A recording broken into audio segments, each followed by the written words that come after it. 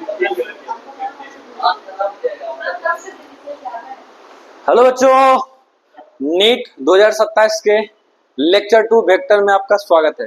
अब यहाँ है वो लेक्चर 2 आज से शुरू। ये लोग मजाक बना रहे थे इसका तो लेक्चर 2 आज से शुरू हो रहा है। हाँ सही बात है भाई, लेक्चर 2 अभी है। अब बात करते हैं, पिछला क्लास में हम लोग टाइप्स ऑफ वेक्टर का बात कर रहे थे। किसका बात कर रहे थे? Types of vector. कौन कौन सा टाइप बात कर लिए हैं? एक पैरेलल वेक्टर का बात कर चुके हैं, उसके बाद इक्वल वेक्टर का बात कर चुके हैं, एंटी पैरेलल वेक्टर का बात कर चुके हैं और अपोजिट वेक्टर या निगेटिव वेक्टर का बात कर चुके हैं और एक कोलिनियर का बात कर चुके हैं और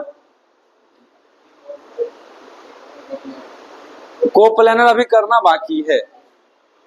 कोई इनिशियल हो चुका है। चलो, तो आज के इस टॉपिक में हम आज के इस लेक्चर में हम आगे बढ़ाएंगे जो टाइप्स ऑफ वेक्टर कुछ बचे हुए हैं, जैसे कि कोप्लेनर वेक्टर बचे हुए हैं, यूनिट वेक्टर बचे हुए हैं, बेस वेक्टर बचे हुए हैं, एक्सियल वेक्टर बचे हुए हैं, यानी कि टाइप्स ऑफ वेक्टर, हाँ नल वेक्टर बचे हुए हैं। टाइप्स ऑफ वेक्टर अभी पढ़ेंगे, उसके बाद आज ही न्यूमेरिकल स्टार्ट हो जाएगा, क्योंकि आपको बताया गया था कि जब हम यूनिट वेक्टर पे पहुंच जाते हैं, यूनिट वेक्टर से आपका न्यूमेरिकल क्वेश्चन स्टार्ट हो जाता है। तो आज हम न्यूमेरिकल स्टार्ट कर लेंगे। तो चलो बिना देरी के भी स्टार्ट करते हैं बुआ। अभी आज के टाइप्स ऑफ वेक्टर का अगला वेक्टर का टाइप कौन है, देख के बताओ। कोप्लेनर। देखो यार, ये एकदम थ्योरी, एकदम बेसिक है, बच्चा लेवल का है। आप सब बस इस लाइन को याद रखोगे, काम आपका बन जाएगा। कोप्लेनर वेक्टर किसको कहोगे? तो देखिए यार, vector located in same plane are called coplanar vector. यहां से एक वर्ड आपके सामने आ गया, सेम प्लेन। देखो, ऐसा कोई भी वेक्टर अगर जो कि सेम प्लेन में रहेगा, ऐसा कोई भी वेक्टर सेम प्लेन में रहेगा, उस वेक्टर को क्या कह दोगे? Coplanar vector. अब सवाल आता है कि सर सेम प्लेन का जिक्र आप जो कर दिए हैं इसको समझा दीजिए। तो देखो, आप सबके पास बाबू 3 एक्सिस है। कितने एक्सिस है? 3 एक्सिस। कल वाला क्लास में बता दिए हैं, कॉपी पे हम ऐसे ही एक्सिस बताते हैं। ये बात समझ में आया ना? अब देखो यार, एक एक्सिस है, ये वाला कौन सा एक्सिस है? वाई। इसको क्या मानते हैं? एक्स। इसको क्या मानते हैं? जेड। आपको क्या बोला गया है? सेम प्लेन का जिक्र करके कुछ बोला है। अब प्लेन क्या होता है समझिए। y और x के बीच ये वाला जो एरिया है, ये जो भी एरिया आपको दिखाई दे रहा है ना, ये जो भी एरिया दिखाई दे रहा है, इस एरिया को हम एक्स वाई प्लेन कहते हैं। इसी एरिया को क्या कहते हैं मेरे भाई? X y plane. ध्यान से, z और x के बीच ये जो एरिया आपको दिख रहा है, z और x के बीच ये जो एरिया आपको दिख रहा है, इसको हम कौन सा प्लेन कहेंगे? एक्स जेड प्लेन कहेंगे। क्या ये बात समझ में आया? और यहाँ से आपको y और z के बीच जो ये वाला पार्ट दिख रहा है, जो भी एरिया दिख रहा है, इसको हम कौन सा प्लेन कहेंगे? वाई जेड प्लेन कहेंगे। यानी कि आपके सिलेबस में या फिजिक्स की बात करें तो कितना प्लेन देखा गया है बाबू? 3 प्लेन देखा गया है, या तो एक्स वाई, या नहीं तो वाई जेड, या नहीं तो एक्स जेड। 3 प्लेन होता है। और याद रखेंगे, कोई भी 2 वेक्टर का बात कर लो, वो दोनों वेक्टर ऑलवेज किसी एक प्लेन में पाएगा। आप किसी भी वेक्टर का बात करो, ऑलवेज एक प्लेन में पाया जाएगा। अब बात करते हैं कोप्लेनर वेक्टर का। तो ऐसा कोई भी वेक्टर अगर सेम प्लेन में रहेगा, लोकेटेड का मतलब रहना, लोकेटेड का मतलब ऐसा कोई भी वेक्टर जो सेम प्लेन में रहेगा, उसको क्या कह देंगे आप लोग? Coplanar vector. यहां से एक स्टेटमेंट वाइज क्वेश्चन पूछेगा, जिसको हम नोट पॉइंट में बना दिए हैं कि 2 वेक्टर ऑलवेज कोप्लेनर कहलाएगा। कोई भी 2 वेक्टर ऑलवेज कोप्लेनर कहलाएगा। फॉर एग्जांपल, अगर ए वेक्टर है, बी वेक्टर है, नहीं भाई, एक्स वाई प्लेन या वाई जेड प्लेन या एक्स जेड प्लेन, इन्हीं तीनों प्लेन में से किसी एक प्लेन से बिलोंग करेगा। बस याद रखना है कि 2 वेक्टर है, एक प्लेन का होगा। 2 वेक्टर है, एक प्लेन का होगा। अगर एक ही प्लेन का होगा, उसको कौन सा वेक्टर नाम दे देते हैं? कोप्लेनर। अब हम बात करते हैं बाबू कनकरेंट वेक्टर का। किसका बात करते हैं? कनकरेंट वेक्टर और कुछ नहीं है यार। मान लो ढेर सारा वेक्टर निकल रहा है, ढेर सारा वेक्टर, और अगर हमको ये एहसास हो कि सारा वेक्टर एक ही पॉइंट से निकल रहा हो, या सारा वो वेक्टर एक ही पॉइंट पे आके मिल रहा हो, इस वेक्टर को क्या कहोगे? Concurrent vector. यानी कि those vector which pass through a common point. जैसे भाई मान लो ऐसे करके हम बात बताते हैं। क्या आप लोग थोड़ा सा एक 9th-10th का एक रिलेशन बताते हैं भाई। हम जब मिरर पढ़ रहे थे तो एक पता चल रहा होता है ना कि डाइवर्जिंग रे जो होता है, वो लग रहा होता है कि एक ही भाई दिखाई दे रहा है कि दूर भाग रहा है, लेकिन वो एक्चुअल में भाई कहीं एक पॉइंट से आता हुआ दिखाई देता है कि नहीं। इसी प्रकार से भाई ऐसा वेक्टर जो किसी कॉमन पॉइंट से गुजरता हुआ फील हो हमको, उस वेक्टर को क्या नाम दे देंगे? Concurrent vector. देखो यार यहाँ से अगर क्वेश्चन भी पूछना रहेगा ना आपके एग्जामिनर के द्वारा तो बहुत ही आसान क्वेश्चन पूछेगा। क्या पूछेगा पता है भाई, ढेर सारा 4 ऑप्शन दे के पूछ लेगा, इसमें से कौन सा जो स्टेटमेंट है कनकरेंट वेक्टर को फॉलो करेगा, या फिर कोप्लानर वेक्टर के लिए कौन सा स्टेटमेंट सही है। इस टाइप का क्वेश्चन यहाँ डेफिनेशन से पूछ सकता है अगर पूछना रहेगा तो। जिस दिन भी ये पूछा उस दिन का पेपर समझ लेना सबसे वाहियात पेपर है। ये कंसेप्ट बिल्ड करने के लिए बढ़िया चीजें हैं, लेकिन इससे क्वेश्चन अगर बनाने लग जाए ना तो सच्ची बताओ उस साल का पेपर का कोई लेवल नहीं रहेगा, बहुत ही लॉलीपॉप लेवल का क्वेश्चन बन जाएगा फिर तो, है ना। अब जाके यहाँ से बात करते हैं तीसरा वेक्टर, या इसको पहले पूरा कंप्लीट कर लेते हैं। वैसा वेक्टर जो पास होगा बाबू एक कॉमन पॉइंट के थ्रू, उसको क्या कह देंगे आप, कनकरेंट वेक्टर। फॉर एग्जांपल यहाँ देखो एक वेक्टर ए निकल रहा है, दूसरा वेक्टर देखो, दूसरा वेक्टर बी निकल रहा है, तीसरा वेक्टर मान लो सी निकल रहा है, और ये वेक्टर अगर आप इसको देखने का कोशिश करो क्या इस पॉइंट से निकलता हुआ दिखाई दे रहा है, तो ये पूरा वेक्टर आपस में कनकरेंट वेक्टर कहलाएगा। ये पूरा वेक्टर आपस में क्या कहलाएगा, इसलिए लिखा है ए बी और सी, कौन सा वेक्टर है बुआ, कनकरेंट वेक्टर। अब बात करते हैं नल वेक्टर का। किसका बात करते हैं, नल। ये चापाकल नल वाला नहीं है भाई, जीरो जिसका मैग्नीट्यूड रहेगा, जिसका मैग्नीट्यूड जीरो। ऐसा कोई भी वेक्टर जिसका मैग्नीट्यूड जीरो आ जाता है, ऐसा कोई भी वेक्टर जिसका मैग्नीट्यूड कितना आ जाता हो, जीरो आ जाएगा, उस वेक्टर को पकड़ के नल वेक्टर बोल देना है। कौन सा वेक्टर बोल देना है, नल वेक्टर या जीरो वेक्टर। सिंपल सा बात है बाबू, वेक्टर का अगर जीरो मैग्नीट्यूड हो जाए, वेक्टर का अगर जीरो मैग्नीट्यूड हो जाए उस वेक्टर को क्या कहिएगा, नल वेक्टर। एक बात तुमको हम समझाते हैं बाबू, देखो यार, sum of two vector is always a vector. ये बात सही है, ये बात सही है। क्या है कि जब हम वेक्टर अलजेब्रा, हम आपको वेक्टर का डेफिनेशन पढ़ा रहे थे तो आपको एक बात बताया गया था कि हर हमेशा आपको ये देखना होता है कि जब वेक्टर को हम जोड़ने आएंगे ना उसका एक अपना नियम फॉलो होता है जिसको वेक्टर अलजेब्रा कहते हैं। क्या कहते हैं, इसी प्रकार से वेक्टर को जब सब्सट्रैक्ट करने आते हैं फिर भी उसका अपना नियम फॉलो करना होता है जिसको हम क्या कहते हैं, वेक्टर अलजेब्रा कहते हैं। अलजेब्रा में समेशन और एडिशन दोनों होता है, एडिशन और सब्सट्रैक्शन दोनों ना होता है। अब यहाँ से आपको बात बताएं कि आप किसी भी दो वेक्टर को जोड़ने आते हो, किसी भी दो वेक्टर को जोड़ने आइएगा बुआ, वो ऑलवेज एक वेक्टर ही रिजल्ट बना के देगा। यानी कि मान लो आप ए वेक्टर को जोड़ने आते हो बी वेक्टर के साथ, ये दोनों जुड़ने के बाद जो बनाएगा ना ऑलवेज वेक्टर ही बनाएगा। ऐसा नहीं है कि दो वेक्टर को जोड़ रहे हैं स्केलर मिल रहा है, ऐसा कभी पॉसिबल नहीं होगा। अब यहां से बात कर ले, ध्यान से सुनो, नल वेक्टर का एक्चुअल मतलब समझाते हैं। मान लो आपके पास वेक्टर ए है, आपके पास क्या है बुआ, वेक्टर ए। अब जाके अगर आपसे कोई बोलता है कि आपके पास एक निगेटिव वेक्टर ए है, वेक्टर ए और निगेटिव वेक्टर ए में डिफरेंस अगर कल वाला क्लास याद होगा तो पता कर पाओगे। वेक्टर ए का मतलब वो पेन उठाने के लिए झुका है, तुमसे आशीर्वाद लेने के लिए नहीं झुका जाए, जो तुम उसको आशीर्वाद दे रहे हो, मतलब एक मौका नहीं छोड़ दोगे, है ना। अब यहां से बात करते हैं, आपको बुआ एक वेक्टर ए दिया हुआ है, दूसरा वेक्टर निगेटिव ए है। निगेटिव ए का सिंपल सा मतलब यही होता है, मान लो ये एक वेक्टर है, इसका डायरेक्शन इधर की ओर है, किधर की ओर है, इधर की ओर। अब भाई निगेटिव ए का मतलब क्या हुआ, निगेटिव ए का मतलब मान लो कोई दूसरा वेक्टर है, भाई वो पेन फेंकना नहीं है, छोड़ो। मान लो एक वेक्टर, और देखो एक वेक्टर है जिसका डायरेक्शन इधर की ओर है, दूसरा वेक्टर सेम वेक्टर है, सेम ए ही वेक्टर है जिसका डायरेक्शन अब की बार इधर की ओर है, तो भाई इसको हम निगेटिव ए वेक्टर कह देंगे, इसको पॉजिटिव ए वेक्टर कह देंगे। और जब कभी भी सेम वेक्टर का डायरेक्शन अगर अलग रहेगा और उन दोनों को जब सम करने आओगे तो क्या इसको ऐसे ही कहोगे, vector a sum minus vector a, और यही इसका इसी का जो रिजल्ट आएगा किसके बराबर आएगा, जीरो के बराबर आएगा। उसी को हम क्या कह देंगे, जीरो वेक्टर या नल वेक्टर। अब याद रखना बुआ, hair zero vector is a, simple बात है, जीरो वेक्टर या नल वेक्टर। ये बात समझ में आ गया, डेफिनेशन था, बच्चा वाला कंसेप्ट है, इसको भाई पॉज करके नोट कर लीजिए। अब हम बात आगे कर लेते हैं। अब हम बात यहां से आगे करें तो अगला आ गया भाई आपका, यहीं से न्यूमेरिकल स्टार्ट हो जाएगा, यानी कि ये आपके भाई एग्जामिनेशन पॉइंट ऑफ व्यू से इंपॉर्टेंट है। क्या नाम है बाबू रे, यूनिट वेक्टर। एक ही कहानी है यहाँ पे, आप क्या ज्यादा ब्राइटनेस लग रहा है, अब बताओ, ओके है, देख लो। अब आप लोगों के लिए सब सही है, कोई बात नहीं। अब देखो यार, यूनिट वेक्टर, यूनिट वेक्टर पहचानने का एक सिंपल सा उपाय होता है, ऐसा कोई भी वेक्टर जिसका मैग्नीट्यूड 1 आ जाए, भाई कुछ भी वेक्टर दिया जाए, आम लताम सेब कुछ भी वेक्टर दे दिया जाए, उसका अगर मैग्नीट्यूड निकालते हो, क्या वेक्टर का मैग्नीट्यूड निकालना पिछला क्लास में सिखा चुके हैं।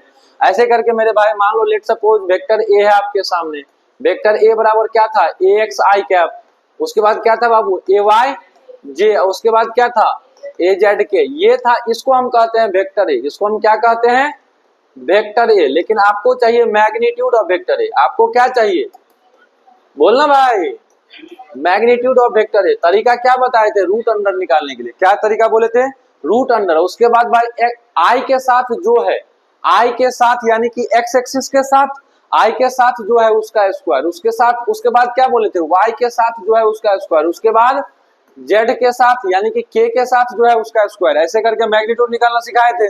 अगर किसी भी वेक्टर का तुम इस तरीका से मैग्नीट्यूड निकालते हो और वैल्यू किसके बराबर आ जाए, 1 के बराबर, किसी भी दिए हुए वेक्टर का क्या निकालने जाते हो, मैग्नीट्यूड। किसी भी दिए, कुछ क्वेश्चन है क्या, हाँ हाँ,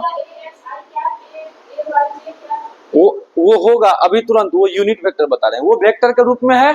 आप जो कैप के रूप में बोल रहे हैं ना, वो अभी तुरंत बताने वाले, वेट कर लीजिए। अभी यहाँ से हम बात करते हैं बुआ, कोई भी गिवन वेक्टर का क्या आप मैग्नीट्यूड निकाल पाओगे, निकाल पाओगे। अगर उसका मैग्नीट्यूड मेरे भाई 1 के बराबर आ जाए, किसके बराबर आ जाए, अगर मैग्नीट्यूड 1 के बराबर आ जाए, एक मैग्नीट्यूड को ही यूनिट मैग्नीट्यूड बोला है, एक मैग्नीट्यूड को ही।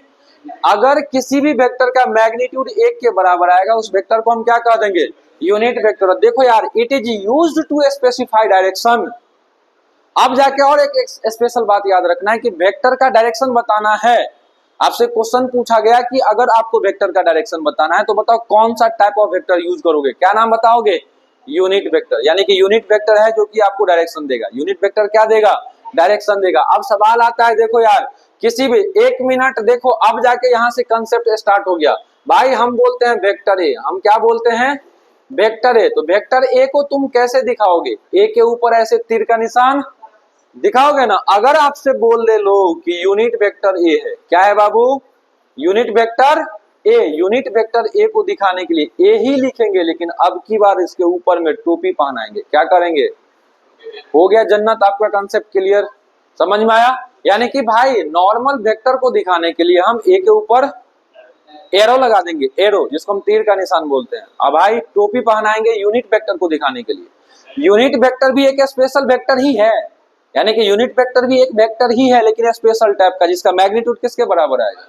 यानी कि तुम वेक्टर ए को तुम अपने मन के अनुसार बोल सकते हो यार, लिखने के लिए लिख सकते हो, ए के ऊपर कैप भी लगा के लिख सकते हो, ए के ऊपर तीर का निशान भी लगा के लिख सकते हो। बस आपको ये अंतर पता होना चाहिए कि यूनिट वेक्टर को दिखाते हैं ए के ऊपर कैप से, यूनिट वेक्टर को दिखाते हैं ए के ऊपर कैप से। आज के बाद से जीवन में कभी भी यूनिट वेक्टर का जिक्र होगा, क्वेश्चन में कोई भी क्वेश्चन आएगा, बोल देगा कि यूनिट वेक्टर है, दिमाग में लेके चलना, इसका मैग्नीट्यूड 1 आएगा, इसका मैग्नीट्यूड।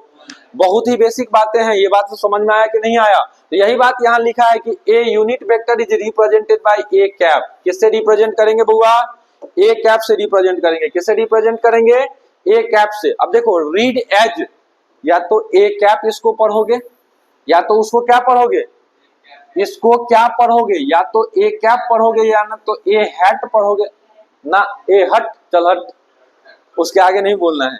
अब देखो, ए कैप पढ़ोगे या नहीं तो ए हैट पढ़ोगे, या नहीं तो ए कैरेट पढ़ोगे। क्या करोगे, ये 3 वर्ड है भाई, पढ़ लोगे ना भाई। ए कैप यानी तो ए हैट, या नहीं तो ए कैरेट। ये बात समझ में आ गया, किसी भी यूनिट वेक्टर को कैसे पढ़ना है ये भी समझ में आ गया। अब सवाल आता है भाई, सुनो, अब जाके सवाल आता है कि मान लो तुमको दे दिया जाए यूनिट वेक्टर ए, तुमको क्या दिया जाए, और पूछेगा तुमसे कि भाई एक यूनिट, ऐसे करके फिर से क्वेश्चन रिफॉर्म करते हैं। आपको वेक्टर ए दे दिया जाए, आपको क्या दे दिया जाए, और आपसे पूछा जाए कि तुम वेक्टर ए का यूनिट वेक्टर निकाल के बताओ। तुम वेक्टर ए का क्या निकाल के बताओगे भाई, यूनिट वेक्टर ए। अब गोर नहीं लगेगा तुमको, तो पर आशीर्वाद मत देना। अब देखो, तुम वेक्टर का यूनिट वेक्टर निकालने जाते हो, तुम वेक्टर का क्या निकालने जाते हो, यूनिट वेक्टर। क्या निकालने जाते हो भाई, यूनिट वेक्टर। इधर लगता है कुछ है, इल्यूजन टाइप का लगा, नहीं होता है कुछ, आंख के सामने से लगता है कि सारा से भागा है, कुछ भूत नहीं है, चूहा हो सकता है या गिरगिट हो सकता है, हाँ सांप नहीं है, ये होगा, चूहा होगा। अब यहां से बात करते हैं मेरे भाई, देखो, अगर आपको किसी भी गिवन वेक्टर का यूनिट वेक्टर चाहिए, आपको किसी भी वेक्टर का, देसी में सीखो भाई, देसी में सीखो। आपके मन में एक क्वेश्चन डाल रहे हैं कि किसी भी वेक्टर का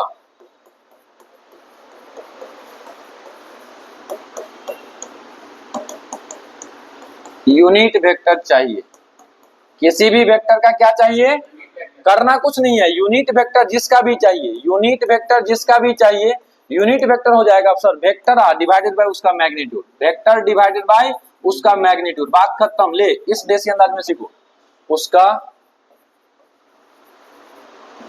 मैग्नीट्यूड जापानी में लिख रहा है,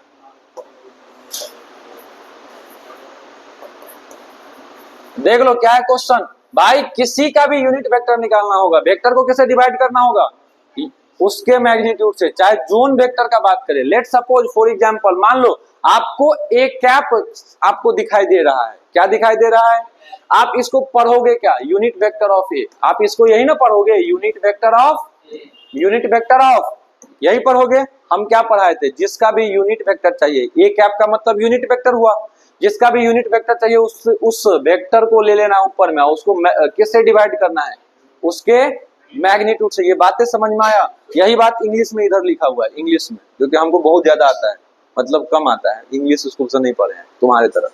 अब बात करते हैं, ये बात तू ही लोग बोलता है क्या कि इंग्लिश स्कूल में इंग्लिश बोलने लायक नहीं छोड़ता है, हिंदी लिखने लायक नहीं छोड़ता है, तू ही बोलता है ना। हाँ सही बात है, वैसे सही बात है कि इंग्लिश स्कूल आजकल का हमारा ऐसा हो गया है, जिसके चक्कर में हमारा सरकारी स्कूल को बंद कर रहा है। काहे कि इंग्लिश स्कूल होता क्या है, मोस्ट ऑफ द केस में नेता का ही होता है, नेता का ही कोई ब्रांच होता है, या उसका पापा का हुआ, सॉरी नेता का बेटा का हुआ या भतीजा का हुआ, या मौसा का, सॉरी कहाँ जा रहे हैं हाँ इधर उधर, मतलब नेता का ही ब्रांच, यानी कि उसके रिलेटिव का ही होता है मोस्ट ऑफ द केस में प्राइवेट स्कूल। और उसके चक्कर में लगभग पिछला 10 साल में लगभग 40% सरकारी स्कूल को बंद कर दिया गया है। और सच में सही मायने में पढ़ाई होता था यार सरकारी स्कूल में ही। अभी जो बीपीएससी टीचर बहाली हुआ ना, सच में सब पढ़ाता है। और इस चक्कर में पता है क्या हुआ है, बढ़िया बढ़िया प्राइवेट स्कूल सब बीपीएससी टीचर सब पे टारगेट करता है, बढ़िया बढ़िया टीचर पे टारगेट हो रहा है आजकल, ये सच्चाई जा रहा है। उसको अलग अलग तरीका से परेशान किया जा रहा है। मान लो वीडियो सीओ आजकल का ऑफिसर 90% भ्रष्ट है, ये तो पता है ना, है यार भ्रष्ट, पैसा पे बिक रहा है। अब मान लो कि कोई प्राइवेट स्कूल वाला जाके करोड़ रुपया दे दिया कि भाई इस स्कूल का जितना भी प्राइवेट सरकारी टीचर है उसको आलतू फालतू काम में लगा दो ताकि पढ़ाई नहीं कर पाए। आलतू फालतू काम यानी कि सरकारी काम मनरेगा तनरेगा इधर उधर में लगा देता है ना, जनसंख्या गिनने उनने में लगा देता है भाई। तो इस चक्कर में वो पढ़ाएगा नहीं, तो फिर पढ़ने के लिए बच्चा तो जाएगा ना प्राइवेट में। आजकल इस नीचता पे गिर गया है प्राइवेट स्कूल वाले। कोई बात नहीं, दुकान बंद हो जाएगा कुछ दिन बाद। कब तक? आजकल देखो ना, इंजीनियरिंग कॉलेज में कहीं पे खाना खराब दे रहा था, लोग लड़का सब कर दिया धरना। जनता जाग गया है। ये जो बेवकूफ बना रहा था ना अनपढ़ नेता सब पढ़े लिखे लोगों को, अब उल्टा हो गया। अब पढ़े लिखे लोग अपना हक मांगने लगे। भाई खाना खराब था हॉस्टल का, इंजीनियरिंग कॉलेज शायद शेखपुरा का बात है, धरना करके हॉस्टल का जो भी था ना इंचार्ज सबको बदलवा दिया। अब कितना दलाली करेगा, 4 दिन दलाली करेगा, 5वां दिन धरना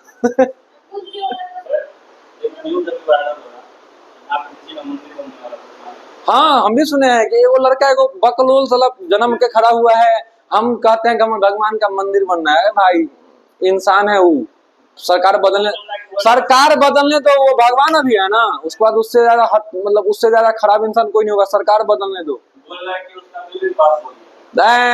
भाई चमचागिरी में बिल पास हुआ। अरे वो बिल कहाँ पास, कैबिनेट में पास हुआ है वो जो। अब मान लो हमें वो कैबिनेट बनाया, उसका अध्यक्ष हम हैं, तो हम पास करे तो कैबिनेट हो गया। इधर आओ बात करते पढ़े लिखे थे। यहाँ क्या है, यूनिट वेक्टर। देखो सुनो, लैंग्वेज सुनो, एक लैंग्वेज तुम्हारे सामने आएगा कि सुनो, एक लैंग्वेज आएगा कि सर वेक्टर ए का यूनिट वेक्टर निकाल के दीजिए, यानी कि find unit vector of vector ए। एक लैंग्वेज ऐसा लैंग्वेज रहेगा, क्वेश्चन का लैंग्वेज पकड़ना रहेगा तुमको। एक रहेगा find unit vector, find unit vector of vector ए। एक लैंग्वेज वेक्टर ए की जगह पे कुछ भी वेक्टर हो सकता है, समझ में आया? यानी कि किसी वेक्टर का यूनिट वेक्टर निकालो। एक तो सिंपल लैंग्वेज ये रहेगा, दूसरा लैंग्वेज तुमको ये रहेगा कि unit vector in direction of vector ए।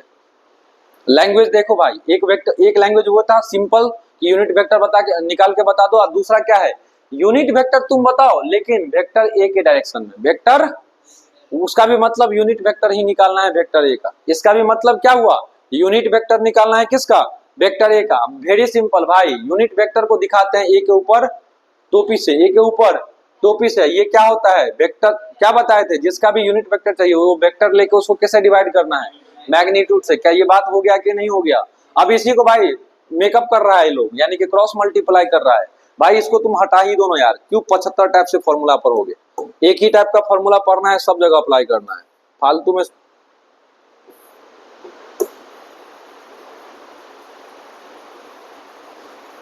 हो गया बात खत्म। क्या इस फॉर्मेट में तुम याद रखोगे, यहाँ क्या बोला है कि यूनिट वेक्टर क्या होता है, वेक्टर डिवाइड। ले भाई, जिसको हम इंग्लिश में लिखे उसको ये हिंदी में लिखे, सॉरी जिसको हम हिंदी में लिखे उसको ये इंग्लिश में लिख दिया है। वेक्टर डिवाइडेड बाय उसका मैग्नीट्यूड क्या दे देगा, जोन वेक्टर लेना भाई, चाहे जो भी वेक्टर ले लो, उस वेक्टर को डिवाइड कर दो उसी के मैग्नीट्यूड से, उस वेक्टर को डिवाइड कर दो, क्या दे देगा, उसका यूनिट वेक्टर दे देगा। अब नीचे देखो क्या बोल रहा है कि यूनिट वेक्टर का इस्तेमाल हम लोग डायरेक्शन बताने के लिए करते हैं। क्या बताने के लिए करते हैं, डायरेक्शन बताने के लिए करते हैं। अब जाके अगर बात किया जाए, यहाँ देखो, अब इसको समझने से पहले, ये जो लिखा हुआ है इसको समझने से पहले सुनो यार, तुम लोगों के सामने 3 एक्सिस होता है। कितना एक्सिस होता है, 3 एक्सिस। जैसे हम 3 एक्सिस के लॉन्ग वेक्टर दिखाए थे ना, उसी प्रकार से तीनों एक्सिस के लॉन्ग अब की बार यूनिट वेक्टर दिखाएंगे। तीनों एक्सिस के लॉन्ग, जैसे देख मेरे भाई, ये बात किया जाए, देखते जाओ, मजाक अभी नहीं करना, कोई बच्चे पढ़ाई करना।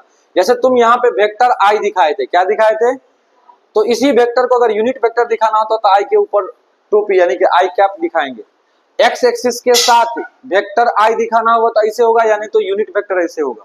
ये तुम्हारा वेक्टर है, ये तुम्हारा कौन है, ये तुम्हारा सिंपल सा वेक्टर है, ये तुम्हारा कौन हो गया, यूनिट वेक्टर। क्या ये बात पता कर पाओगे।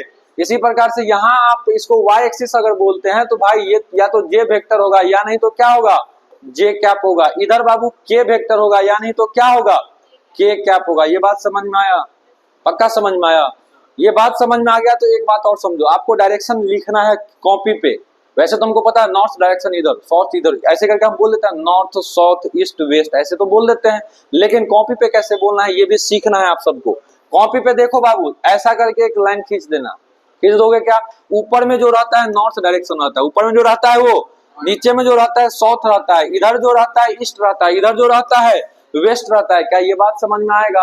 अब यहीं पे आपको पढ़ना है। अगर वर्टिकल अप बोलेगा लोग आपसे, देखो यार, इधर जाओगे नॉर्थ में तो इसको जे लिखोगे, नॉर्थ में क्या लिखोगे, या तो जे वेक्टर या नहीं तो जे कैप। वेक्टर में लिखना है तो जे वेक्टर लिखेंगे, यूनिट वेक्टर में लिखना है तो जे कैप लिखेंगे। देखो ईस्ट में जाना है तो या तो आई वेक्टर लिखेंगे या नहीं तो आई कैप लिखेंगे। ये बात तो समझ में आया। अब वेस्ट की बात करें, वेस्ट में बाबू माइनस आई लिखेंगे, क्या लिखेंगे, माइनस आई नहीं तो माइनस आई कैप लिखेंगे। इधर साउथ में क्या लिखेंगे, माइनस जे या नहीं तो क्या लिखेंगे, माइनस जे कैप लिखेंगे। ये बात समझ में आया सबको, यस और नो। लेकिन अगर वर्टिकल अप कहेगा तो प्लस के होगा। वर्टिकल अप का मतलब क्या हुआ, ये VT अप का मतलब वर्टिकल अपवार्ड है बाबू रे। ये क्या है बाबू, वर्टिकली अपवार्ड। और नीचे VT डाउन का मतलब क्या हुआ, वर्टिकल डाउनवार्ड। वर्टिकल डाउनवार्ड के रूप में कौन सा साइन लेना है, माइनस। क्या वर्टिकल अप में कौन सा लेना है, प्लस के। ये बात हो जाएगा। इस पूरा को देखो, थोड़ा सा नाश्ता करेंगे हम।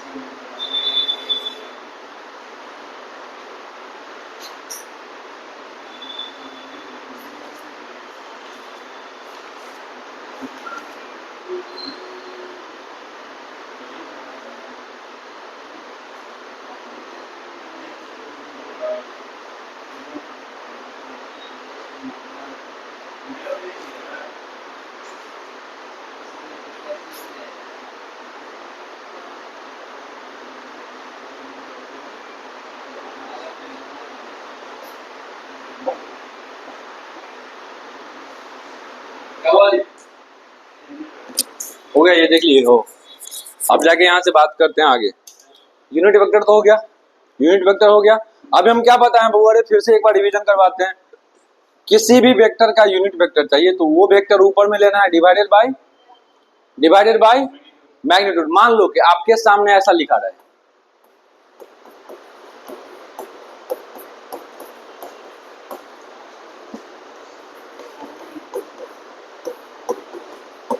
Find its unit vector. आप क्या करोगे, इसका यूनिट वेक्टर चाहिए, क्या करोगे? सिंपल सा, किसी भी चीज के इक्वल टू ये नहीं किया है, सिंपल सा एक वेक्टर का रूप दे दिया है ना। इसका क्या मांग लिया आपसे? Unit vector. करना कुछ नहीं है भाई, यूनिट वेक्टर के लिए हम आपको एक ही तरीका बताएं, यूनिट वेक्टर का एक ही तरीका बताएं। जो वेक्टर दिया हुआ है उसको क्या करना है, ऊपर में लिख देना है। जो वेक्टर दिया है उसको क्या करना है बउआ, बोलना, ऊपर में लिख के आपको क्या करना है, नीचे में किससे डिवाइड करना है, उसी वेक्टर के मैग्नीट्यूड। तो इसका मैग्नीट्यूड कितना निकलेगा, तरीका जो आई के साथ होता है उसका स्क्वायर। आई के साथ कौन है, 2 का स्क्वायर। बाबू रे जे के साथ कौन है, 3 का स्क्वायर। के साथ कौन है, 4 का स्क्वायर। कितना हो जाएगा, 2 दूनी 4 प्लस 9 प्लस 16 कितना, √29 हो जाएगा क्या? हाँ, √29। तो ये हो जाएगा क्या, देखो तो हो गया यूनिट वेक्टर। अच्छा, इसी को सुनो, कई बार या तो इस रूप में रहेगा, कई बार क्या होगा, इस डिवाइड में अकेला है ना नीचे में, इसका पूरा अधिकार बनता है कि बारी बारी से सबको डिवाइड कर दे। समझ में आया क्या बोले हम? मैथ कहता है, बेसिक मैथ देखो यार, अगर मान लो a प्लस बी प्लस सी है और डिवाइडेड बाय y है, मान लो मैथ का एक वैल्यू, एक या तो तुम ऐसे सिंपल सा छोड़ दो, या नहीं तो तुम बाबू इस y से बारी बारी से सबको डिवाइड कर दो, यानी कि a by y plus b by y plus c by y हो सकता है। ये बेसिक मैथ कहता है। बात समझ में आया? यही यहाँ पे लगा दोगे ना, तो या तो तुम्हारा आंसर ये रहेगा, या नहीं तो 2/√29 i हो जाएगा, प्लस का साइन देंगे, फिर 3/√29 j हो जाएगा, फिर प्लस का साइन देंगे, 4/√29 क्या हो जाएगा, k हो जाएगा। बात समझ में आया यूनिट वेक्टर कैसे लिखते हैं? पक्का? अगर ये बात समझ में आ गया तो भाई ये पहला क्वेश्चन है तुम्हारे लिए, एकदम फॉर्मूला ही पूछ लिया, बस लैंग्वेज को कैसे हम आंसर में बदलते हैं वो आपका चेक किया गया है इस क्वेश्चन से। लैंग्वेज को हम कैसे आंसर में बदलते हैं वही चेक किया गया है। एलएन का क्वेश्चन है, एलएन का क्वेश्चन। हम इसीलिए सबका मॉड्यूल पास रखते हैं, पता है क्या है, जिसका जो बेस्ट रहेगा करवा देंगे क्लास में, उससे हल्का रहेगा तो बना ही लोगे तुम लोग। अब देखो बहुत बढ़िया, आपसे पूछा है कि एन कैप एक यूनिट वेक्टर है। आपको क्या बोल दिया बुआ, एन कैप को क्या बोला है, एक यूनिट वेक्टर आए। हाँ, एन कैप को अब की बार यूनिट वेक्टर मान लिया, एन कैप को क्या मान लिया, unit vector in direction of vector A. Very simple.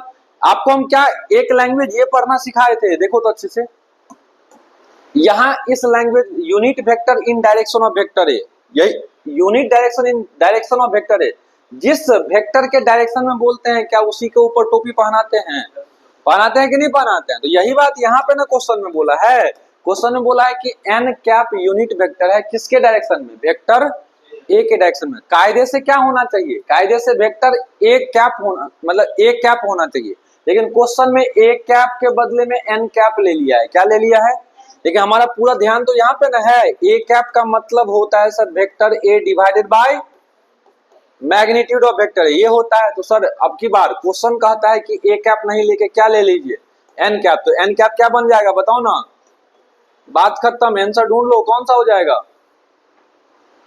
1। Lollipop question था कि नहीं था? अब आगे ले चलते हैं। नेक्स्ट क्वेश्चन क्या कह रहा है कि the unit vector along I plus J. अब थोड़ा सा सोचना है तुमको हम एक ही बात बताएं बाबू, जैसे ही तुम इसको देखते हो इसका मतलब क्या दिया हुआ है? क्या एक वेक्टर दे दिया है? ऐसा वेक्टर जिसके पास के एक्सिस मिसिंग है, जिसके पास कौन सा एक्सिस मिसिंग है? के एक्सिस मिसिंग है, हमको दिखाई दे रहा है, लेकिन हमारे दिमाग में कंसेप्ट भी तो आ रहा है इसका वैल्यू 0 होगा, के का वैल्यू। यानी कि इसी बात को अगर लिख, वैसे जरूरत नहीं पड़ेगा अब जाके तुम लोगों को, लेकिन अगर जरूरत पड़ता तो क्या हम आई कैप प्लस जे कैप प्लस 0 के कैप लिख सकते हैं कि नहीं लिख सकते हैं? लिख सकते हो कि नहीं लिख सकते हो? अब सुनो इधर से, आई केवल लिखा हुआ है, आई के सामने नहीं कुछ है तो कितना है? 1 है, ये याद रखना पड़ेगा। अगर नहीं पता था तो कम से कम याद रखना। किसी भी वेक्टर या किसी भी यूनिट वेक्टर के सामने अगर कोई नंबर आपके सामने ना दिखे, उसके मतलब क्या छिपा हुआ है वहां पे? 1 छिपा हुआ है। यहाँ पे देखो जे के सामने कितना छिपा है? 1 छिपा हुआ है। ये बात समझ में आया? अब तुमसे यहाँ से क्या पूछा है? Unit vector along I plus जे निकाल के बताओ। तुमको एक बात बताते, देखो लैंग्वेज क्या क्या आपको मिलेगा। तो sir unit vector of vector है, यूनिट वेक्टर ऑफ वेक्टर है, या तो ये लैंग्वेज रहेगा। इसका भी मतलब क्या होगा कि आपको यूनिट वेक्टर निकालना है। इसका भी मतलब क्या होगा? बात मत करो, इसका भी मतलब क्या होगा?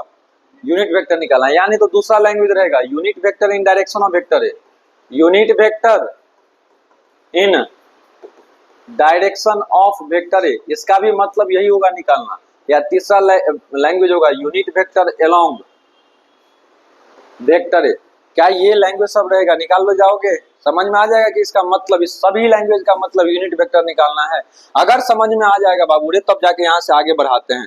अब जाके यहाँ से आगे बढ़ाते हैं। आपसे पूछा है यूनिट वेक्टर अलोंग दिस, यानी कि इतना वेक्टर का यूनिट वेक्टर चाहिए। इतना वेक्टर का तरीका एक ही है, यूनिट वेक्टर चाहिए। सर यूनिट वेक्टर के लिए आपको एक ही काम करना होगा, जिस वेक्टर का यूनिट वेक्टर चाहिए वो वेक्टर ऊपर में लिखिए। वो वेक्टर कहाँ लिखिए और उसको डिवाइड किससे करिए? उसी वेक्टर के मैग्नीट्यूड से। यहाँ पे जो वेक्टर है इसका मैग्नीट्यूड कैसे निकलेगा रे? अंडर रूट आई के सामने जो नंबर दिख रहा है वो 1 है क्या? यानी कि 1 का स्क्वायर है। फिर जे के सामने 1 का स्क्वायर है, 0 का स्क्वायर जोड़ो या ना जोड़ो, बात तो बराबर होगा। अब चलो यार यहाँ से क्या हो जाएगा? Under root 2। तो अब देखो ये हो जाएगा क्या? तो तुम्हारा आंसर ये हो गया।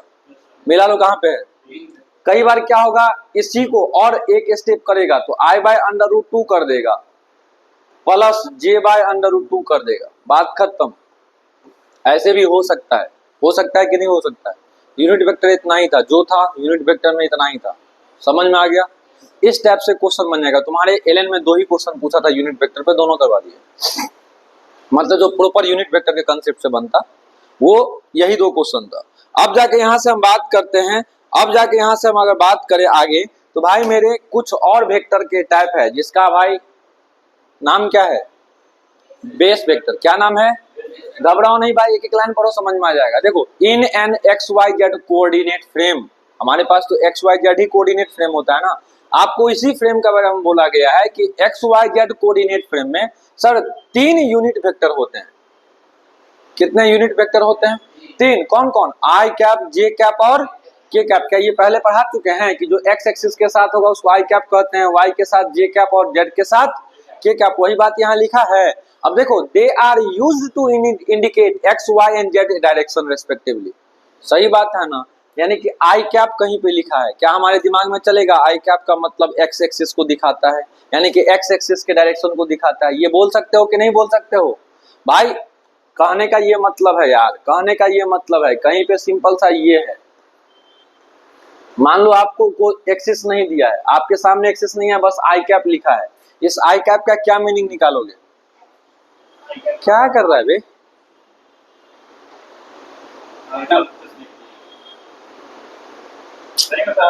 भाई आई कैप का मतलब क्या दिखा रहा है? एक्स एक्सिस को दिखा रहा है, यानी कि एक्स एक्सिस के डायरेक्शन को दिखा रहा है। यहाँ है बाबू जे कैप, जे कैप का मतलब वाई एक्सिस के डायरेक्शन को दिखाया।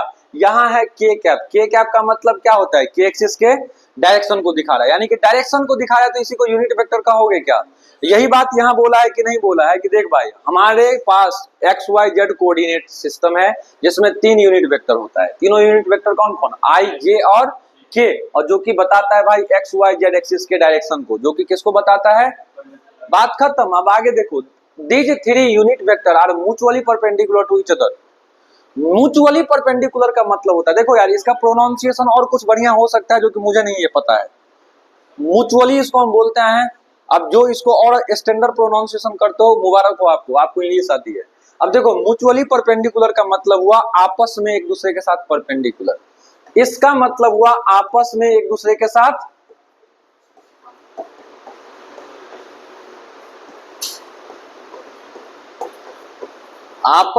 एक दूसरे के साथ परपेंडिकुलर है। क्या पिछला क्लास का वो तीनों डंडा वाला कंसेप्ट याद है? फिर से बताना पड़ेगा क्या भाई? एक बार बता देते, बस एक बार हाथ जोड़ रहा है लत को। देखो यार यही है तुम्हारा म्यूचुअली परपेंडिकुलर का कंसेप्ट। ये इसके साथ परपेंडिकुलर, ये इसके साथ परपेंडिकुलर, ये इसके साथ, ये इसके साथ, ये इसके साथ, यानी कि सब एक दूसरे के साथ परपेंडिकुलर। इसी के लिए कॉमन वर्ड लिया है कि म्यूचुअली परपेंडिकुलर। इसी के लिए कॉमन वर्ड क्या लिया गया है? Mutually perpendicular. फिजिक्स में सबसे बेसी परेशान तू ही होगा, इतना क्वेश्चन करवाएंगे, अभी तुमको बोरिंग लग रहा है। हम करेंगे तुम लोगों को परेशान, इतना क्वेश्चन करवाएंगे। देखो यार फिजिक्स, खास करके फिजिक्स में कंसेप्ट के नाम पे हम इतना डर थ्योरी बताएंगे, वो बेवकूफी है। फिजिक्स में अभी क्या है कि जितना कम थ्योरी भाई वहीं पर आना है जहां से थ्योरेटिकल क्वेश्चन आना है, बाद बाकी कंसेप्ट क्लियर करवाएंगे क्वेश्चन से। क्वेश्चन लो ऐसे बनाता है, क्वेश्चन लो ऐसे बनाना है, बात खत्म। अब जहाँ पे थ्योरी पूछा जाता है सर सनी या जो भी चीज है वो बताना पड़ेगा, वो बताएंगे हम। कोई बात नहीं, कि एक ही कहानी है भाई, हर एक टीचर फिजिक्स में वेक्टर पढ़ाता है, काइनेमेटिक्स से पढ़ाता है। तो नहीं भाई उतना आराम से नहीं बताएंगे, सबका एक लिमिटेड टाइम है। अब जाके यहां से बात करते हैं पोलर वेक्टर का। पोलर वेक्टर क्या होता है भाई? वेक्टर जिसका इनिशियल पॉइंट और देखो ऐसा वेक्टर जिसका या तो इनिशियल पॉइंट या नहीं तो पॉइंट ऑफ एप्लीकेशन, क्या बोल दिया रे? Vector which have initial point और a point of application are called. अच्छा ओ भाई, कहने का सिंपल सा ये मतलब है कि भाई इनिशियल पॉइंट उसको कि कोई एक वेक्टर हो जिसका भाई इनिशियल पॉइंट हो और पॉइंट ऑफ एप्लीकेशन मेंशन हो, यानी कि कहां से शुरुआत हो रहा है ये आपको पता हो और सर किधर की ओर काम कर रहा है ये आपको पता है, उसको हम क्या कह देंगे?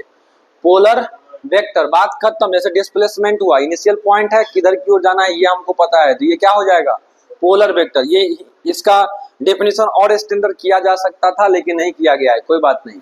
एक्सियल वेक्टर का बात करते हैं, ऐसा वेक्टर जो एक्सिस के अराउंड नाचने लगे। एक्सिस के अराउंड यानी कि भाई जो सर्कुलेट करता होगा, जो मोशन सर्कुलर मोशन करता है एक्सिस के अराउंड, यानी कि those vector used in rotational motion to define rotational effect. अब यही बात आप समझ लोगे, ऐसे एंगुलर डिस्प्लेसमेंट जिसको डी थीटा बोलते हैं, एंगुलर डिस्प्लेसमेंट को ये तुम्हारा एक एक्सियल वेक्टर है। कौन सा वेक्टर है बुआ? एंगुलर वेलोसिटी जिसको ओमेगा कहते हो, ये तुम्हारा एक्सियल वेक्टर है। एंगुलर एक्सेलरेशन जिसको आप अल्फा कहते हो, ये सब क्या होता है? Axial vector. वही बात, यानी कि यार कोई भी ऐसा मेजरेबल क्वांटिटी जिसके पास मैग्नीट्यूड के साथ डायरेक्शन भी है लेकिन वो एक्सिस के अराउंड नाच रहा है, किसके अराउंड नाच रहा है? उसको हम एक्सियल वेक्टर कहेंगे। बात खत्म। अब जाके यहां से अब स्टार्ट होता है वो ट्रायंगल लॉ। अब हम जाके यहां से पढ़ाई करेंगे एडिशन ऑफ टू वेक्टर। क्या पढ़ाई करेंगे? Addition of two vector. Addition of two vector में आपको याद रखना है दो टाइप के एडिशन करते हैं, या तो ग्राफिकली एडिशन कर देते हैं या नहीं तो एनालिटिकल मेथड से। एनालिटिकल मेथड यानी कि वही मैथ वाला तरीका। अब जाके यहां से हम बात करते हैं, बुआ ध्यान से सुनोगे। यहां दो टाइप के आपको एडिशन पढ़ना है, एक का नाम है ट्रायंगल लॉ, एक का नाम है पैरेललोग्राम लॉ। एक का नाम है ट्रायंगल लॉ, एक का नाम क्या है? ट्रायंगल लॉ में आपको क्या सिखाएगा? तो ट्रायंगल लॉ आपको ये सिखाएगा कि भाई दो वेक्टर अगर मान लो कि हेड से शुरुआत हो रहा है, टेल पर खत्म हुआ, फिर जहां टेल पे खत्म हो रहा है वहीं से कोई दूसरा वेक्टर हेड से शुरुआत होकर टेल तक गया। फिर से सुनो, कहने का ये मतलब है कि कोई दो वेक्टर ले रहे हो जिसका भाई ऑर्डर सेम है। जिसका क्या सेम है? ऑर्डर सेम का मतलब समझ में आया? आप एक वेक्टर ले रहे हो, उसके पास दो पॉइंट है, एक पॉइंट यानी कि दो एंड पॉइंट है ना, किसी भी वेक्टर के पास, एक मिनट, ऐसे भाषण देंगे नहीं होगा समझ में। ये एक वेक्टर है आपके सामने, ये क्या है? वेक्टर। बाबू इस वेक्टर का ये क्या है? हेड। ये क्या है? टेल। ये बात तो समझ में आया ना। अगर कोई एक और वेक्टर, मान लो एक वेक्टर हम ये लिए, इसका ये पोजीशन क्या कहलाएगा? हेड। ये पोजीशन क्या कहलाएगा? तो सुनो यार, पता है इसको हम वर्ड में क्या बोलेंगे? बोलेंगे, मान लो ये वेक्टर ए था, ये वेक्टर बी था, मान लो, तो वर्ड में हम कहेंगे वेक्टर ए और वेक्टर बी सेम ऑर्डर में है। पहचानो अच्छे से। हम यहाँ वर्ड में बोलेंगे कि here vector a and vector b same order में है। Vector a and vector b same order में है। अब इसका क्या मतलब निकला ये सीखना पड़ेगा ट्रायंगल लॉ का डेफिनेशन समझने के लिए। सेम ऑर्डर का मतलब, अगर एक वेक्टर टेल से शुरुआत हुआ है, हेड तक गया है, और दूसरा वेक्टर का भी शुरुआती पॉइंट टेल ही है, फिर कहां आगे बढ़ा है? हेड तक, यानी कि टेल टू हेड है, टेल टू हेड। फिर से सुनो, एक वेक्टर टेल से शुरुआत हुआ, हेड को गया, फिर दूसरा वेक्टर का जो शुरुआती पॉइंट है वो टेल से है, फिर कहां गया? यानी कि tail to head, tail to, फिर टेल टू हेड, यानी कि टेल टू हेड अगर बढ़ते जाओगे सेम ऑर्डर कहलाएगा। या हेड टू टेल एक वेक्टर गया है, दूसरा वेक्टर फिर से हेड से टेल गया है, वो भी सेम ऑर्डर में कहलाएगा, वो भी क्या कहलाएगा? लेकिन अगर एक वेक्टर हेड से एक वेक्टर टेल से हेड है, दूसरा वेक्टर अगर हेड से टेल हो गया, टेल से हेड जाना था लेकिन दूसरा वेक्टर आप देख रहे हो हेड से टेल गया, तो ये अपोजिट ऑर्डर हो गया। ये क्या हो गया?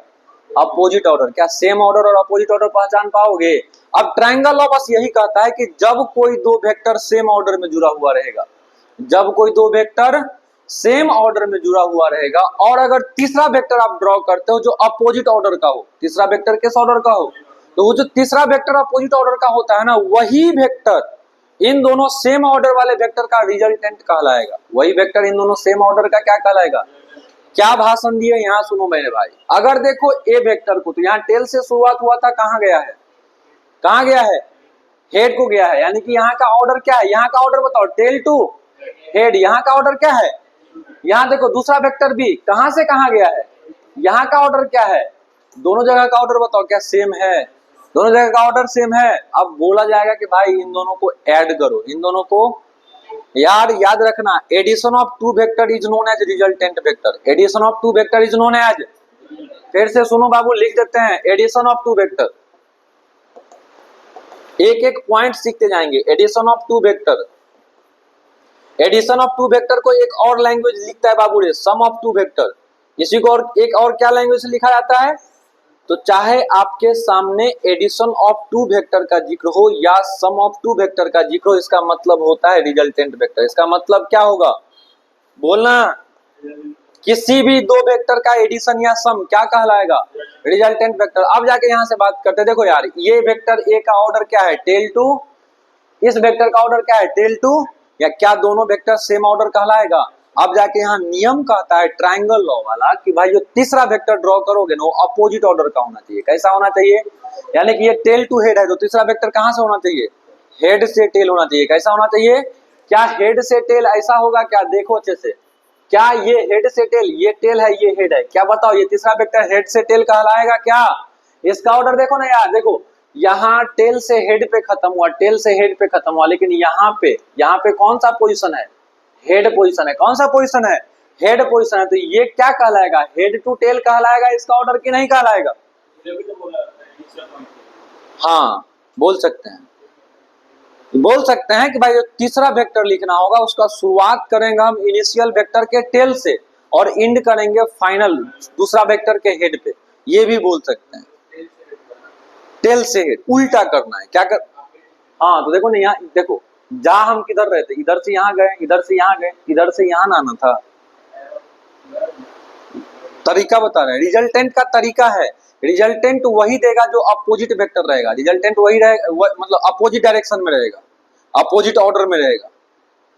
नियम कहता है ट्रायंगल लॉ। देखो ट्रायंगल लॉ का नियम पढ़ाते हैं, उसके बाद ये बताएंगे तो ज्यादा बढ़िया रहेगा। क्या कहता है देखो, if two vector are represented by two side of a triangle, अगर किसी ट्रायंगल में तीन साइड होता है, उस तीन साइड में दो साइड ऐसा रहेगा जो सेम ऑर्डर का रहेगा, दो साइड ऐसा रहेगा जो सेम, तो तब जो तीसरा साइड होगा ना, वो अपोजिट ऑर्डर का अगर रहेगा तब जाके उसको रिजल्टेंट वेक्टर कहेंगे, तब जाके क्या कहेंगे। देखो एक बार पढ़ो इस पूरे को, ये लॉ का कहना है, नियम। हाँ बताते हैं, if two vector are represented by two side of a triangle, जैसे कि मान लो कि एक अपना वेक्टर, अच्छा पैरेलल शिफ्टिंग ऑफ वेक्टर तो पढ़ाए हैं ना आप सबको, यानी कि मान लो एक वेक्टर बी है, एक वेक्टर ए है, आपसे बोला गया कि अगर वो सेम ऑर्डर में हो। देखो यार सेम ऑर्डर कैसे हुआ दिखाते हैं। यहाँ हम कर कुछ नहीं रहे हैं, शुरुआत में ये दो वेक्टर पकड़े हैं, इसको पैरेलल शिफ्ट करके ऐसे बना दिए, फिर हम क्या किए, इन दोनों वेक्टर को पैरेलल शिफ्ट करके ऐसे बना दिए। पैरेलल शिफ्ट तो कर सकते हैं, जब पैरेलल शिफ्ट करके ऐसे बनाए तो यहाँ क्या, ये टेल पोजीशन है, ये कौन सा पोजीशन है, हेड पोजीशन है। फिर देखो ये कौन सा पोजीशन, टेल, ये कौन सा है, क्या इन दोनों का ऑर्डर सेम है, टेल टू हेड है, टेल टू हेड। देखना इसका ऑर्डर क्या है, टेल से हेड, इसका ऑर्डर क्या है, टेल से हेड। अब देखो आगे बढ़ते हैं, देन देयर सम या रिजल्टेंट वेक्टर, अभी तुरंत हम पढ़ना सिखाए हैं कि दो वेक्टर का सम बोले या एडिशन बोले उसका मतलब क्या होता है। तो यहाँ क्या बोला है, देयर सम, देयर सम का मतलब जो तुम दो साइड लिए हो उसी का सम ना। अब वो दोनों साइड क्या एक वेक्टर था क्या, यानी कि दो वेक्टर का जब सम लोगे उसी को आप क्या बोल दोगे, रिजल्टेंट वेक्टर। तो resultant vector given by third side, क्या तीसरे साइड के द्वारा रिजल्टेंट वेक्टर दिया जाएगा। और जो तीसरा साइड होगा बाबू अपोजिट ऑर्डर का होगा। तीसरा साइड कैसा होगा, अब समझ में आया मनी। देखो भाई तीसरा साइड यही है ना तुम्हारा रेड कलर वाला, होना कायदे में क्या चाहिए था, इधर से शुरुआत होना चाहिए था, इधर को जाके मिलना चाहिए था, यानी कि तीर का निशान कायदे से ये होना चाहिए था सेम ऑर्डर के लिए। लेकिन क्या अपोजिट ऑर्डर में है, यहाँ आपकी बार हेड आ गया, यहाँ आपकी बार टेल आ गया, ये बात दिख रहा है तुमको। तो ये जो तुमको दिखेगा बाबू रे आर वेक्टर को ही हम आज के बाद से रिजल्टेंट वेक्टर से दिखाएंगे। आर वेक्टर को ही किससे दिखाएंगे, रिजल्टेंट वेक्टर से दिखाएंगे। आर वेक्टर को किससे दिखाएंगे, रिजल्टेंट वेक्टर। और तुमको पता है यार रिजल्टेंट वेक्टर और कुछ नहीं होता है, दो वेक्टर का जोड़ होता है। दो वेक्टर का क्या होता है, यानी कि यहाँ जो दो वेक्टर लिए थे कौन कौन लिए थे, ए और बी लिए थे।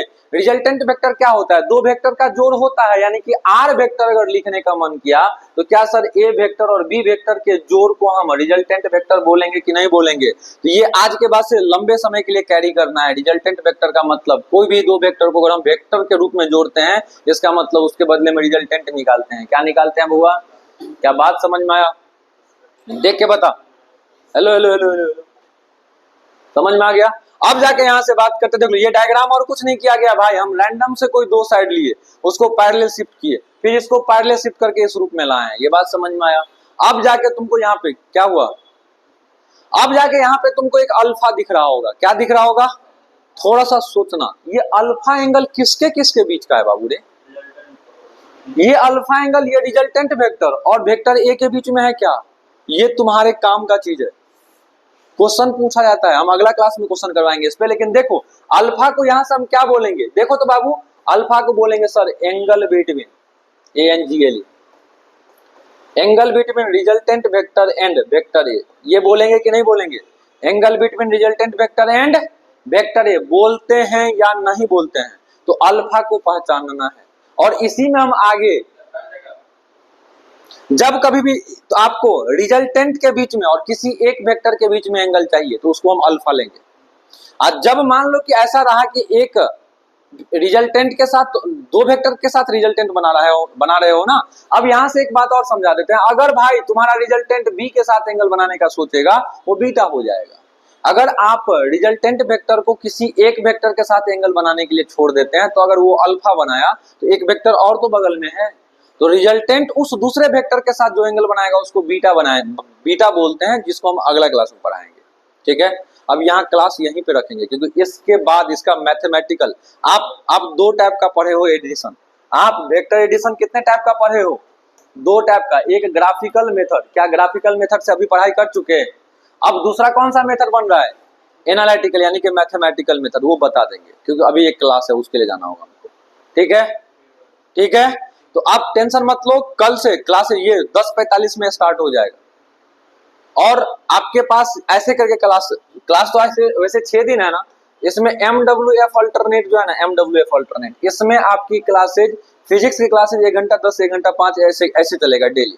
लेकिन TTS अल्टरनेट ये मेरा समय है, इसके बाद मेरा क्लास नहीं होता है। ठीक, तो MWF में अभी तो सर को लग गया है फीवर बायो में, तो बायो में अभी क्लास कम रहेगा, लेकिन MWF में सर पढ़ाएंगे एकदम धूमच के, और DTS में हम पढ़ाएंगे धूमच के। ठीक है, कोई दिक्कत तो नहीं है। और ऐसे करके भाई आप लोग सिलेबस का टेंशन मत लो, ये वेक्टर मुश्किल से 3 लेक्चर और पढ़ाएंगे, 3 लेक्चर में वेक्टर खत्म। हाँ, और ऐसे खत्म करेंगे कि भाई सुनो बताते हैं, ऐसे खत्म करेंगे कि तुम एलएन का मॉड्यूल बना सकते हो, आकाश का बना सकते हो, PW का बना सकते हो, चाहे तुम दुनिया का किसी का भी मॉड्यूल उठा लोगे, नीट लेवल का बना लोगे। ऐसे करके पढ़ाएंगे, मात्र मुझे लगता है कि 3 लेक्चर पढ़ाएंगे, और लगेगा भी नहीं 3 लेक्चर में, हाँ लग जाएगा, रिजोल्यूशन में थोड़ा टाइम लग जाएगा, हाँ 3 लेक्चर लग जाएगा। ग्राफिकल और एकेडमी में टाइम नहीं लगेगा, वो एक कंसेप्ट और करवा देंगे। रिजोल्यूशन में हल्का टाइम लगेगा, वहाँ डिफरेंट केस है। तो मिलते हैं नेक्स्ट क्लास में। राधे राधे बच्चों। अगर आपको पढ़ाई करनी है हमारे से ऑफलाइन में, जैसे ये लोग पढ़ाई कर रहे हैं, तो आपको ज्वाइन करना होगा भिखना पहाड़ी डॉल्फिन क्लास। यहाँ पे हमारा ऑफलाइन क्लास चलता है, हालांकि यही सेम कंटेंट आपको ऑनलाइन भी मिलेगा पूरे साल तक। बस आपको पढ़ाई अगर चाहते हो कि यही सेम कंटेंट आपको ऑफलाइन में फील करना है, आ जाओ इस क्लास में बैठो, फिर आप भी क्लास में बैठे रहोगे और आपके ऐसा कोई और बच्चा ऑनलाइन पढ़ेगा। फिर मिलते हैं बच्चों, राधे राधे।